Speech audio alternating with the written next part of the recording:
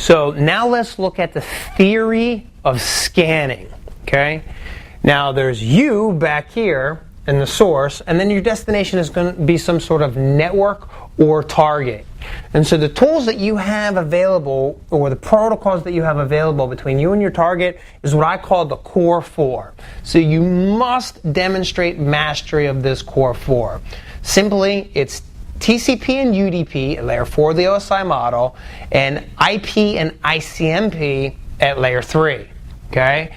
These are the tools in which you have available to you. So we're going to take apart these protocols and flags and all of the configuration options of these, and that's going to make up this whole theory of scanning. Okay?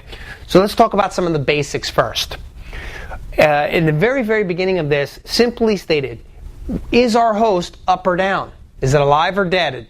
Okay, so if we get a response back, it's up or it's alive, and if we don't get anything or it times out, then we consider our host down. Okay, once we know if our host is alive, well, then we can go into, well, what ports or services is that host responding to? Remember, you have one particular IP address here, but you could have 30 or 40 services or just one service. Okay, and then we get a little bit past the basics and we start looking at the vulnerabilities. What weaknesses is our target displaying? Okay, and then of course we can do our diagrams and map this out so we can actually make sense of it. And the biggest mistake that beginners have here is they try to do all of this in your head. You don't have to do any of this in your head. You can draw it out. So do yourself a favor. Get out your napkin and your pencil and sketch the stuff out so it actually makes sense. You get no extra credit for doing it all in your head. Okay? Some of the basic techniques that we're going to use is ping sweep. This is where we grab a whole network block or a range of IP addresses, and it's just like walking down the street and knocking on everybody's door. Are you home? Are you home? Are you home? Are you home? Seems a little bit repetitive, but basically that's what you're looking for. Okay? And you can use the subnet mask or CIDR notation to facilitate that. Now you kind of have to back up here and go to the basic theory of TCP/IP. In TCP/IP version 4, we actually use subnet masks. That'll go away in version 6. And then it's mastery of the TCP protocol. And there's a little clue here that I've always taught, which is SRAF up, which is SYN, reset, acknowledge, FIN, urgent, and push. These are the different flags. Depending on which flag you set with the TCP protocol, that can generate a different response from your target. Also remember, UDP does not have any flags. So while TCP does, UDP doesn't. Okay, so if we kind of stop right there and zoom back up in here, layer 4, TCP and UDP, TCP has flags, UDP does not. And then the other flip side of that is ICMP or IP. This is where we do our ping sweeps. So it's one, knowing what tool or technique you're using. It's another thing to know what protocol is in play. So don't forget those. Keep those on the forefront of your mind when you're going through this. Okay. Also, we're going to dissect the TCP three-way handshake.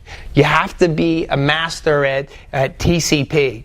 And ethical hackers or penetration testers or anybody that's involved in, realistically, this type of analysis, they must be a master at TCP/IP and understanding that three-way handshake.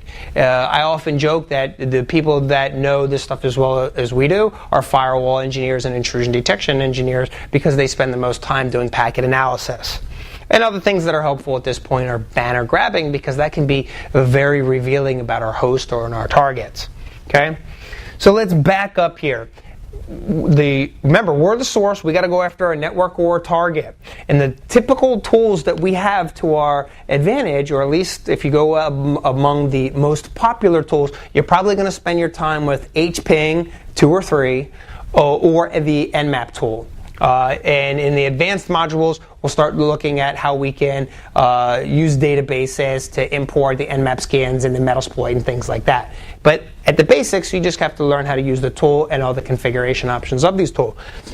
Nmap is an extremely, extremely powerful network mapper, and spend your time mastering that. Some of the techniques that we'll talk about are full open or basically full connect scans. Every system in existence that responds to TCP can do basically a full TCP connect. Doesn't matter if it's Windows, doesn't matter if it's Unix. If it's if you can connect to it, it has the ability to do a TCP scan.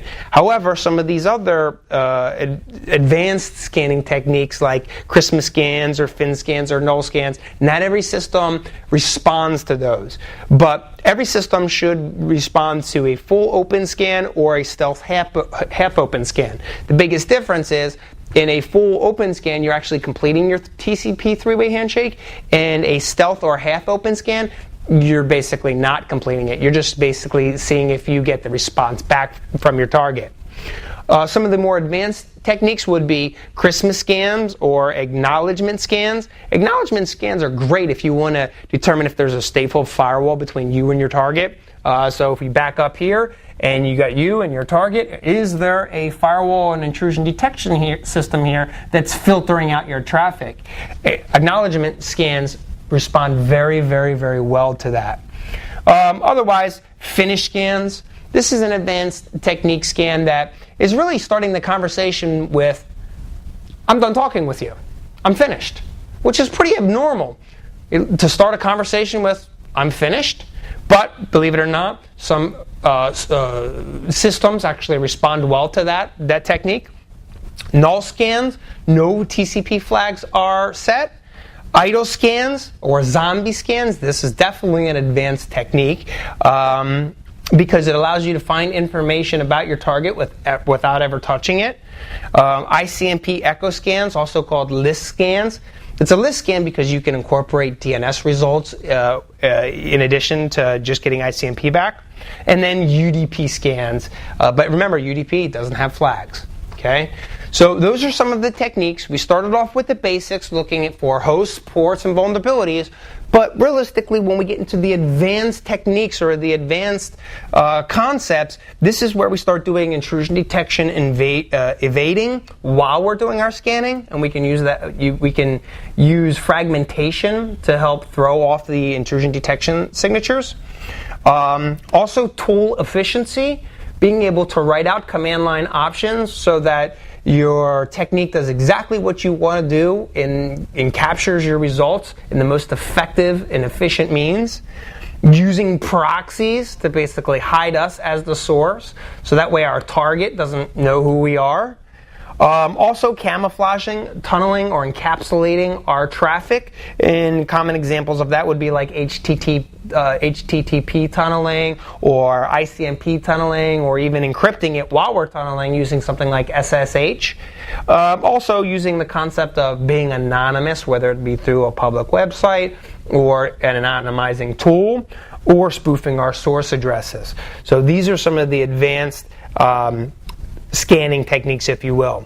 Otherwise, between you and your target, there's really not much that someone can do to stop us from doing this. Pretty much anybody can use these techniques, all right?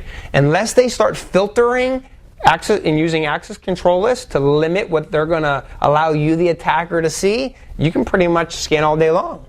Unless they're hiding, encrypting, or protecting the privacy of their content, if they don't do it, well, then the information is going to be disclosed to you.